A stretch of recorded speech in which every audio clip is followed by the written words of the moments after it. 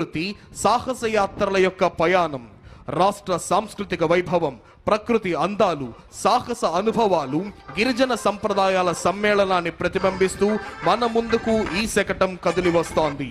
వారసత్వం, సాహస యాత్రలు, ప్రకృతి సౌందర్యం, గిరిజన సంస్కృతి అనే 4 అంశాల సమన్వయంతో ఆంధ్రప్రదేశ్ను ఒక సంపూర్ణ పర్యాటక గమ్యస్థానంగా ప్రపంచానికి పరిచయం చేస్తోంది. Andhra Pradesh journey through heritage, nature and adventure అనే థీమ్తో రూపొందించిన ఈ శతకం రాష్ట్రాన్ని సమగ్ర పర్యాటక గమ్యస్థానంగా ప్రపంచానికే పరిచయం చేస్తోంది. రాష్ట్రాన్ని పూర్తిగా కరువు రహితంగా మార్చే దిశగా ఒక సమగ్ర సమీకృత నీటి భద్రత ప్రణాళికతో మన ముందుకు వస్తోంది జల వనరుల అభివృద్ధి శాఖ శకటం. నీటి భద్రత, శాస్త్రీయ ప్రణాళిక, కరువు నివారణ అనే అంశాలతో ఈ సమగ్ర ప్రణాళిక రూపొందించబడింది. స్వర్ణాంధ్రప్రదేశ్ 2047లో నీటి భద్రతకు ప్రత్యేక స్థానం ఇవ్వబడింది.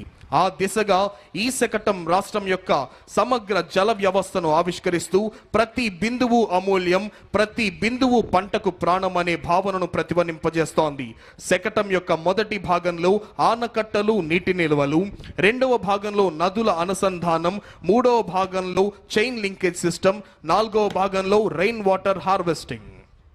అదిగో ఇప్పుడు మన ముందుకు కదిలి వస్తోంది మైక్రో ఇరిగేషన్ శకటం. ప్రతి బిందువుకు అధిక పంట. ఆంధ్రప్రదేశ్ రాష్ట్రం పర్ డ్రాప్ మోర్ క్రాప్ నుంచి పర్ డ్రాప్ మోర్ రిటర్న్స్ వైపు అడుగులు వేస్తూ ప్రతి నీటి బిందువును సద్వినియోగం చేసుకోవడం ద్వారా అధిక పంట దిగుబడులు సాధించాలనే లక్ష్యంతో మైక్రో ఇరిగేషన్ శకటం రూపకల్పన చేయబడింది.